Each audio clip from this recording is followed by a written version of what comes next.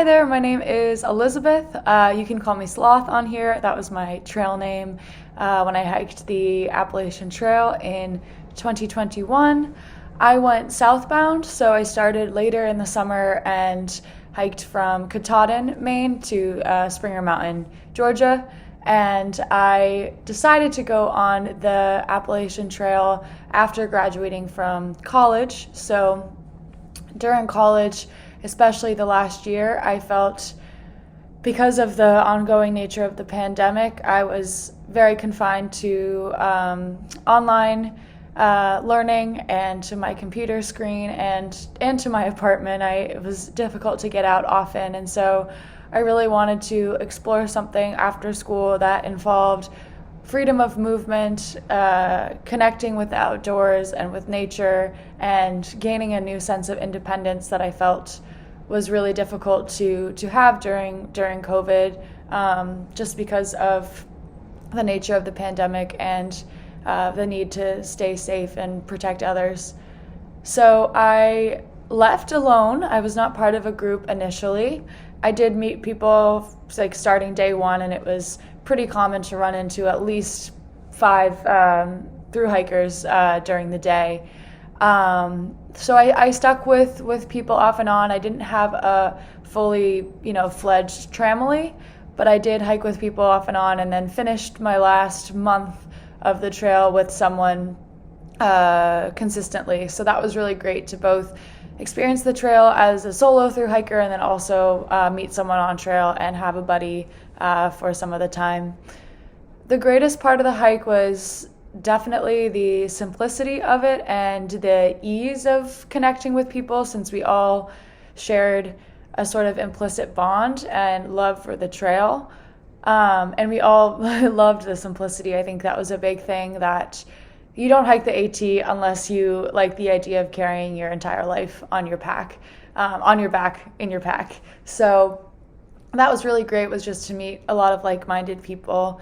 And with the simplicity, that also speaks to just finding enjoyment in a lot of the little things, or things that we do tend to take for granted, like a shower or a hot meal, or like a bed. Even though I actually started sleeping better in my sleeping bag in my pad than at hostels on beds. So I fell in love with that too. But yeah, I just think it was finding so much enjoyment in the little things, and especially as a hiker but not a backpacker before, I was used to hiking, to get to the summit of something and to see the view. But when you're a backpacker, it's much more of, it's a marathon, it's not a sprint. So you have to look around you and find beauty in all the little things. And so I would have days where maybe there wasn't a big spectacular view, but the light was shining through the trees really beautifully, or, the sound of the rain on the leaves was soothing as I was going to sleep, or there were a lot of mushrooms on the trail, so finding some really cool mushrooms. It was like a little scavenger hunt, seeing animals, seeing wildlife.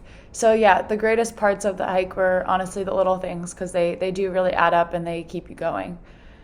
The most challenging thing, at times it was the solitude. I think being alone had many benefits for me. I think it helped me gain a lot of self-confidence and independence, but you do get a little sick of yourself when you're on your own, and you do get lonely. So I did have days when I was really lonely. Those days tended to be exacerbated by some sort of either weather, not great weather like rain or super intense heat, bugs when they were your only companion. I had about a week stretch where I had these tiny gnats, like hundreds of them, just swarming me. So bring a bug net. That is a big piece of advice.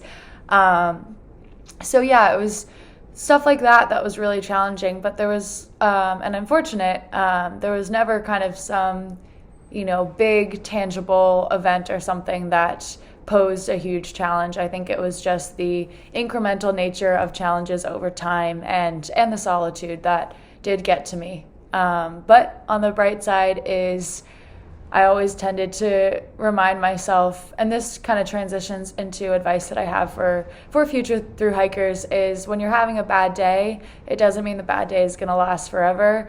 And out on trail, you should have more good days than bad days. So just know that it shall pass, and know that, quitting on a bad day might not be representative of you and your experience on trail. So try to think about, if you have a bad day and you think about stopping, wait until you're having a good day and then see if you have that same feeling. So I give advice to thru hikers to just be gentle on yourself in terms of what you're feeling, and trust that, the bad day will not last forever. And yeah, I also just think connect to as many people as you can. You'll learn so many stories. Also know that you are also someone that people want to listen to and want to know. So trust the power of human interaction, especially on the trail. People are so friendly and so welcoming. So just embrace that. It is a really great community, and I feel super lucky to have gotten to be a part of it. So thank you guys for listening. Congratulations on thinking of starting a thru hike. You guys are going to be great, and I wish you the best of luck. Happy trails.